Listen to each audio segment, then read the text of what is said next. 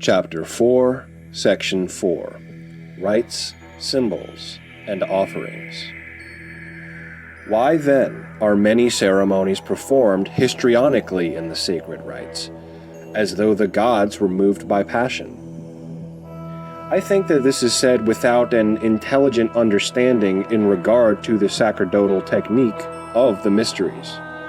For of the ceremonies performed from time to time in the sacred rites, some have an ineffable cause and a divine principle. Others are consecrated to the superior beings from eternity as symbols are consecrated.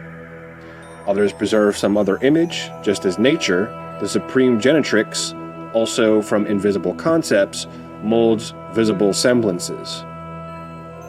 Others are brought forward from some motive of veneration, or they are endeavors at figurative representation, or some concept of a family relationship.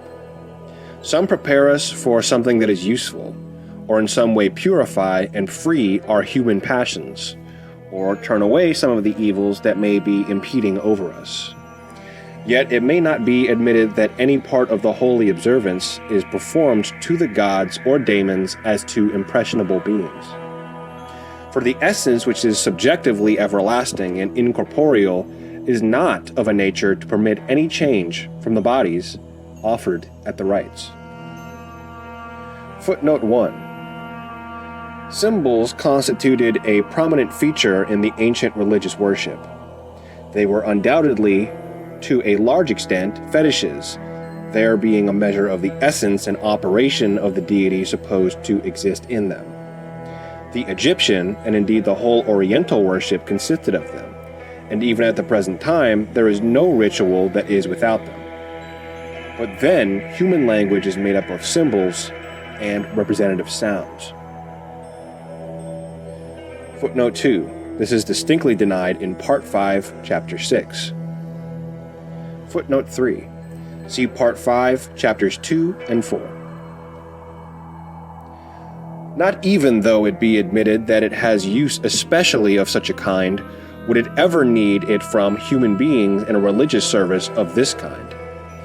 It is supplied from itself and from the nature, or feminine principle, of the world, and from the abundance which is in the genesis, or generative energy.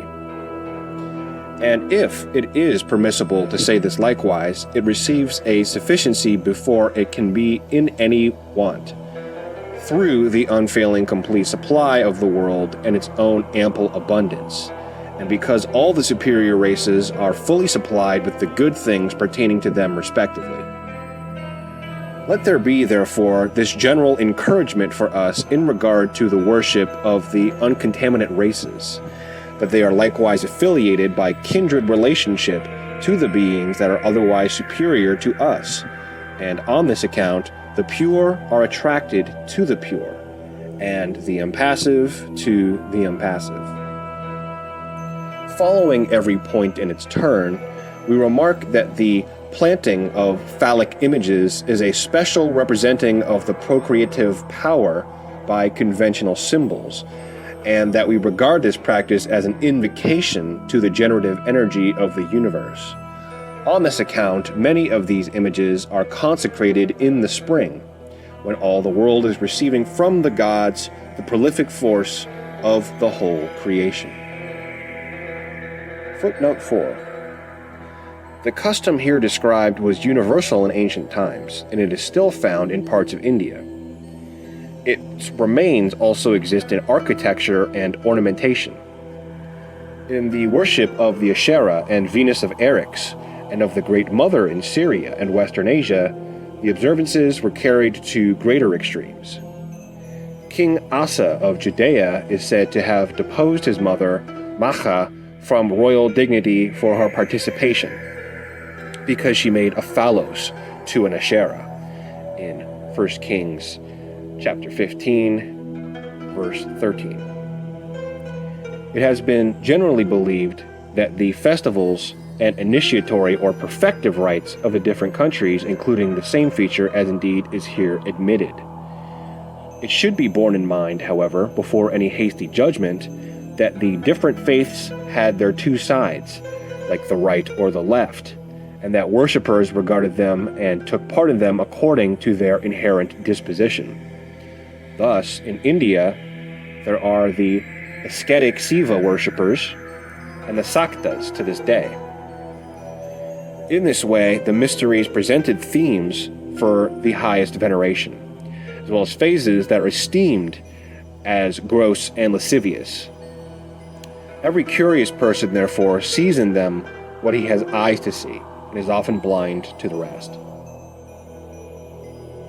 I think, however, that the immodest language to which you refer affords an illustration of the absence of moral virtues in the realm of matter, and the unseemly rudeness existing beforehand with the unformed elements that are to be organized.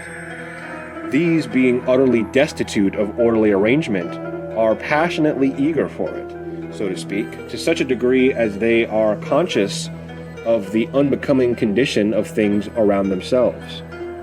Hence again, perceiving from the speaking of vile utterances what is vile, they follow to the divine sources of the ideals and more beauties.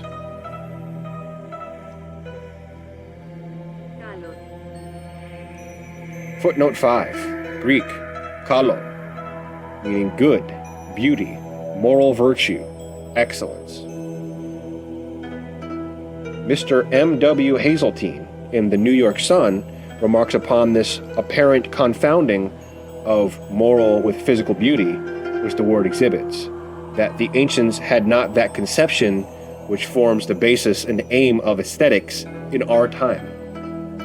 To a Greek, if a thing was beautiful, it was good, and if it was good, it was beautiful.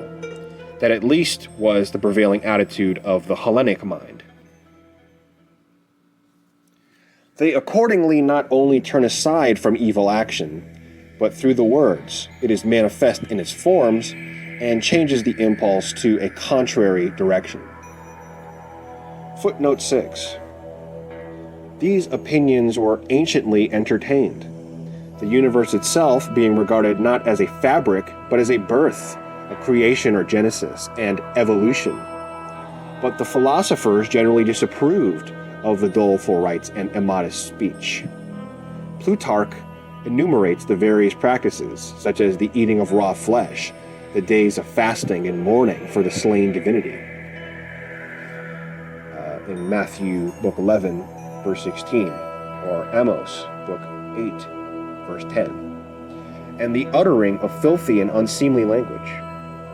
He explains that they were not in honor of the gods, but rather to avert, mollify, and appease the wrath of evil daemons.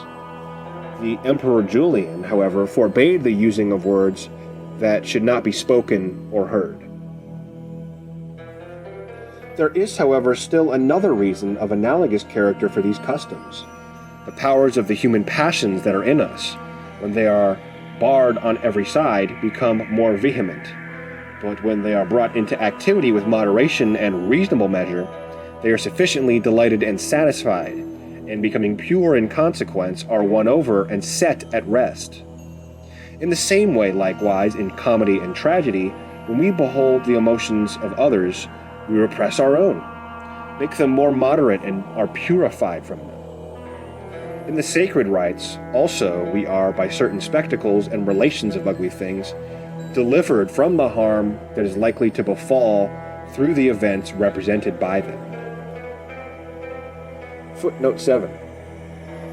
This doctrine is so rational, says Mr. Thomas Taylor, that it can never be objected to by any but quacks in philosophy and religion. For as he is nothing more than a quack in medicine who endeavors to remove a latent bodily disease before he has called it forth externally, and by this means diminished its fury. So he is nothing more than a pretender in philosophy who attempts to remove the passions by violent repression, instead of moderate compliance and gentle persuasion. Things of this character are brought into use, therefore, for the healing of the soul within us, the moderating of the evils which have become nature to it through the genesis or nativity, and likewise for the sake of its unloosing and deliverance from its bonds. On this account, probably, Heraclitus names them remedies, as being cures for terrible maladies, and restoring the soul's sound from the experiences incident in the generated life. Footnote 8. By the genesis or generation, Plutarch explains Plato to mean only that substance or underlying principle which is subject to change and motion, placed between the forming cause and the thing formed, transmitting hither those shapes and figures which have been contrived and modeled in the external world, rather in the eternal world. Hence it means more than mere procreating. It is no less than transition from eternity, where the soul is native, into the region of time and space, where it is only a sojourner. Footnote 9. The Library of Alexandria bore the inscription of Remedies for the Soul. A similar term is said to have been placed over the collection of papyri in the house of Seti at Thebes in Egypt.